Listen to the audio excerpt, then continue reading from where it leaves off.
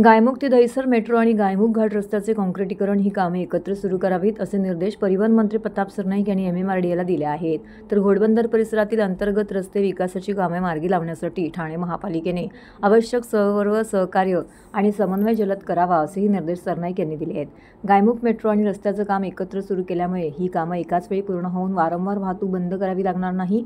या काळात नागरिकांची काही प्रमाणामध्ये गैरसोय होईल, मात्र भविष्यात चांगली सुविधा मिळेल, वाहतूक कोंडीचा प्रश्न निकाली लागेल असंही यावेळी सरनाईक यांनी म्हटलं।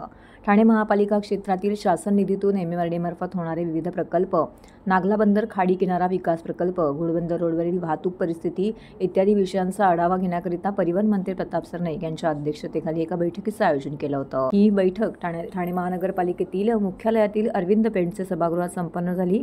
यावेळी पालिकेचे अधिकारी देखील येथे उपस्थित होते। आता अतिरिक्त आयुक्त मुदगल साहेब आहेत, सौरभराव साहेब ठाणे महापालिकेचे आयुक्त आणि संपूर्ण ठाणे महापालिका हद्दीतील सन्माननीय उपमुख्यमंत्री एकनाथ शिंदे साहेब मुख्यमंत्री असताना त्यांनी जो निधी ह्या शहरासाठी वितरित केला होता, त्या माध्यमातून MMRDAचे काही प्रकल्प चालू आहे, रस्त्यांचे काही ठाणे महानगरपालिकेच्या माध्यमातून मोठे प्रकल्प चालू आहे। त्यामध्ये कांदळवन उद्यान आहे, नागला बंदर सुशोभीकरण आहे, MMRDAच्या माध्यमातून घोडबंदर रोडचं विस्तारीकरण चालू आहे आणि त्याचबरोबर आमच्या ठाणे महापालिका हद्दीमध्ये ओळा माजिवडा विधानसभा मतदारसंघातील अंतर्गत रस्त्यांसाठी सुद्धा 500 कोटी रुपयाचा निधी MMRDAच्या माध्यमातून खर्च होत आहे।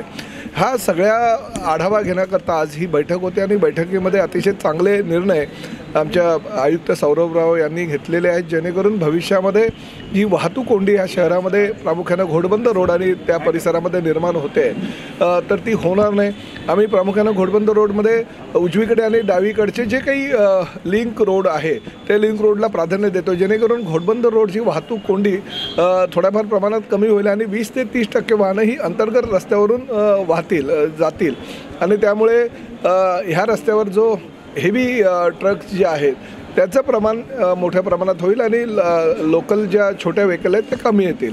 अशा पद्धतीनं रचना करून भविष्यामध्ये पुढल्या पावसाळ्याच्या पूर्वी ही सगळी कामं किमान 5 किलोमीटरचा तरी रस्ता पूर्ण करायचा मानस आहे आणि त्या माध्यमातून बैठका तर सौरभराव आणि मुदगल साहेब घेतच होते, परंतु आज एकनाथ शिंदे साहेबांच्या सांगण्यावरून आज ही बैठक घेण्यात आली आणि विकास कामाला चालना देण्यासाठी करोडो रुपयाचा निधी त्यांच्या कार्यकाळामध्ये जो ठाणे महानगरपालिकेला प्राप्त झालेला आहे आणि MMRDAच्या माध्यमातून जी कामं होत आहेत त्याला गती देण्याचा आमचा प्रयत्न आहे। तर प्रत्येक नागरिकांना विश्वासात घेण्याचा प्रामाणिक प्रयत्न ठाणे महानगरपालिका करत आहे, परंतु DP प्लॅनच्या बाबतीत नेहमी असंच होतं। जेव्हा DP प्लॅन पब्लिश केला जातो त्यामध्ये सगळ्या लोकांच्या समावेश असलेल्या किंवा त्यांच्या ज्या भूमिका आहे त्या समावेश करून तर ते शक्य नसतं, त्यामुळे सजेशन ऑब्जेक्शनसाठी ही वेळ असते। आता सजेशन ऑब्जेक्शन आलेले आहे आणि त्यानंतर त्यावर प्रत्येकाला सुनावणी देण्यात येईल। त्या सुनावणीमध्ये त्याचं जर ऑब्जेक्शन सत्य असेल, त्यामध्ये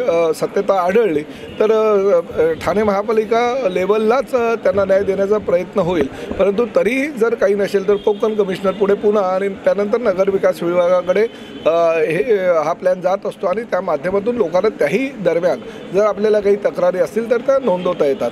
त्यामुळे DP प्लॅनच्या बाबतीत जर काही तक्रारी असेल तर त्या तक्रारी लेखी स्वरूपात द्यावी, कुठलं तरी फक्त मीडियामध्ये हा DP प्लॅन असा आहे, हे उद्ध्वस्त येणार, ते उद्ध्वस्त होणार अशा प्रकारचे वल्गना न करता कायदेशीररित्या आपल्याला ज्या आपल्या सूचना आणि हरकती आहेत त्या मांडाव्या असं माझं लोकप्रतिनिधींना सगळ्यांना आवाहन आहे।